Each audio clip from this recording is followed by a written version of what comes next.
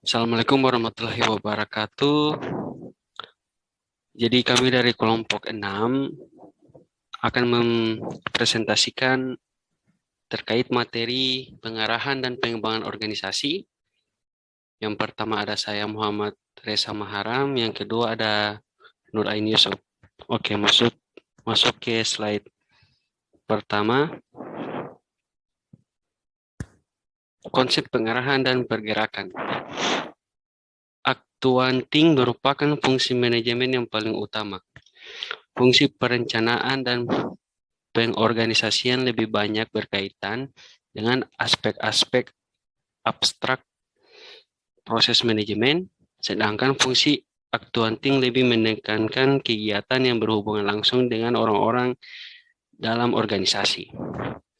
Sedangkan menurut George R. Terry mengatakan bahwa aktuanting merupakan usaha menggerakkan anggota kelompok untuk mencapai tujuan. Selanjutnya, ciri-ciri pergerakan dalam organisasi. Yang pertama, upaya yang berlandaskan pengetahuan tentang kepemimpinan yang baik. B, mengacu pada perencanaan yang telah dibuat. C, adanya kemampuan untuk memimpin semua anggota. D, semua anggota kegiatan organisasi diatur dengan baik.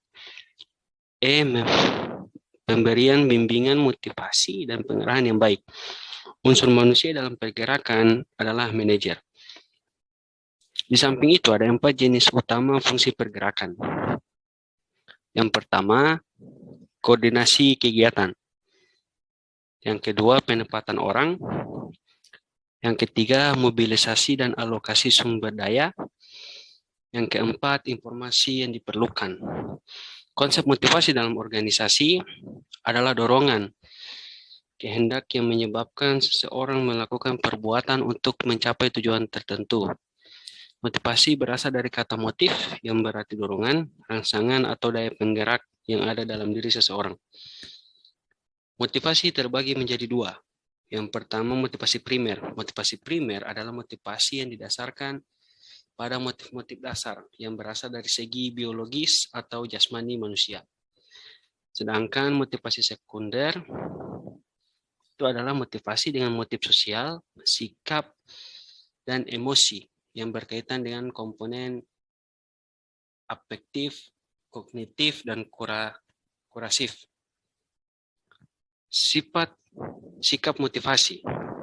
Yang pertama, motivasi intrinsik adalah motivasi yang timbul dari dalam diri pribadi individu tanpa pengaruh dari luar individu.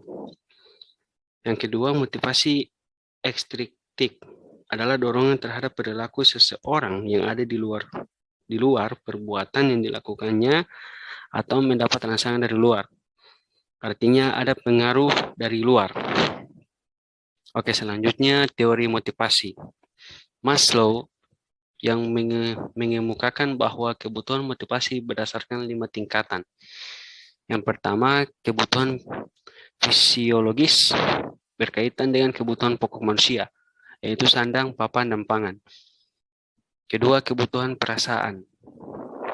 Perasaan aman berhubungan dengan keamanan yang berkaitan dengan fisik ataupun psikis, bebas dari rasa takut dan cemas. Yang ketiga, C, kebutuhan sosial adalah diterima di lingkungan orang lain, yaitu pemilikan harga diri, kesempatan untuk maju. Yang keempat, kebutuhan penghargaan usaha menumbuhkan jati diri. Yang terakhir, kebutuhan untuk aktualisasi diri adalah kebutuhan individu menjadi sesuatu yang sesuai dengan kemampuannya. Menurut Sadirman, motivasi pada diri seseorang memiliki ciri-ciri yaitu, yang pertama tekun menghadapi tugas, yang kedua ulet menghadapi kesulitan dan tidak putus asa, yang ketiga menunjukkan minat terhadap masalah, yang keempat lebih senang bekerja mandiri, yang kelima tidak cepat bosan terhadap tugas-tugas yang rutin, yang keenam tidak dapat mempertahankan pendapatnya, yang ketujuh tidak cepat menyerah terhadap hal yang diyakini, yang terakhir senang mencari dan memecahkan masalah. Oke, untuk penjelasan selanjutnya fungsi motivasi, dan seterusnya itu akan dijelaskan oleh teman saya Nur Ain Yusuf. Ya, dipersilakan. Ya, terima kasih moderator. Baiklah, saya akan melanjutkan materinya.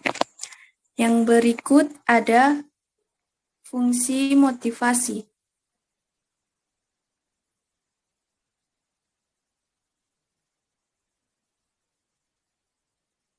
Slide sebelumnya aja. Menurut Hamalik, fungsi motivasi antara lain yaitu yang pertama, mendorong timbulnya perbuatan. Yang kedua, pengarah. Artinya mengarahkan perbuatan pada pencapaian tujuan yang diinginkan.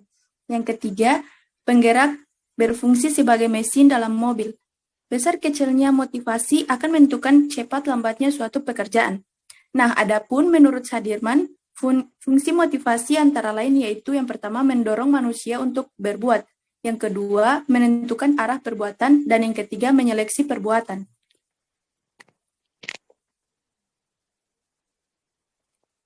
Nah, fungsi komunikasi dalam organisasi ada 4, yaitu yang pertama fungsi informatif. Anggota organisasi memperoleh lebih banyak informasi dan tepat waktu. Nah, yang kedua itu fungsi regulatif, peraturan yang terdapat di dalam suatu organisasi. Yang ketiga, fungsi persuasif. Kekuasaan dan kewenangan tidak akan selalu membawa hasil yang sesuai dengan yang diharapkan pemimpin, yang lebih suka untuk memersuasi bawahannya daripada memberi perintah. Yang keempat, fungsi integratif. Yaitu yang pertama, saluran komunikasi formal, penerbitan khusus organisasi yaitu newsletter dan laporan kemajuan. Dan yang kedua, informal, pelaksanaan aktivitas yang menumbuhkan keinginan untuk berpartisipasi lebih dalam dari karyawan.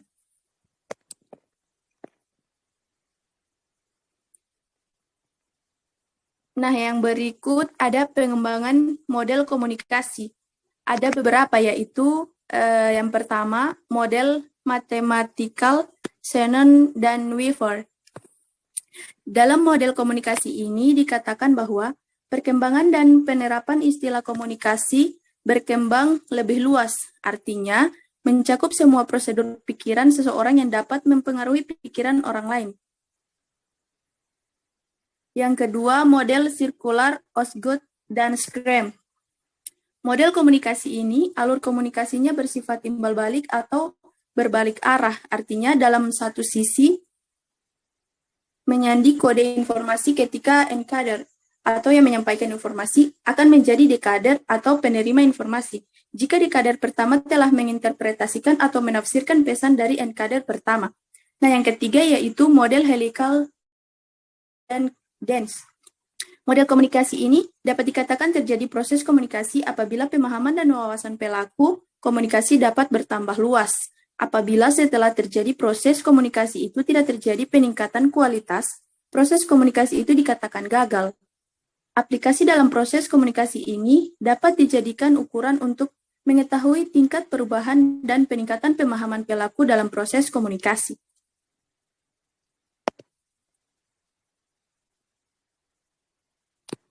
Nah, yang keempat, model biologi komunikasi. Dalam model ini, proses komunikasi bersifat kompleks atau lengkap. Setiap komponen komunikasi tidak hanya melakukan proses sederhana, tetapi proses komunikasi yang dilakukannya pun lebih bersifat mendalam. Nah, yang kelima, model sosiologi komunikasi. Pada prinsipnya, sosiologi komunikasi adalah cabang dari sosiologi. Secara sederhana, sosiologi komunikasi mempelajari proses pertukaran pesan atau informasi yang terjadi dalam konteks masyarakat. Dan yang terakhir, yaitu model teknologi komunikasi dan informasi. Menurut Alter, teknologi informasi mencakup informasi perangkat keras dan perangkat lunak untuk melaksanakan satu atau sejumlah tugas pemrosesan data, seperti menangkap, mentransmisikan, menyimpan, mengambil, memanipulasi, atau menampilkan data.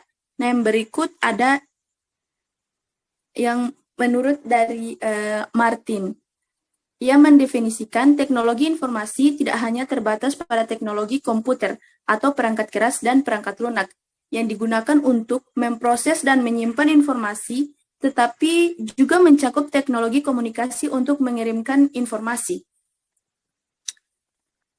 Saya kembalikan kepada moderator. Ya, itulah hasil dari pemaparan materi kami. Terima kasih. Semoga bermanfaat. Billahi taufiq wal hidayah. Assalamualaikum warahmatullahi wabarakatuh.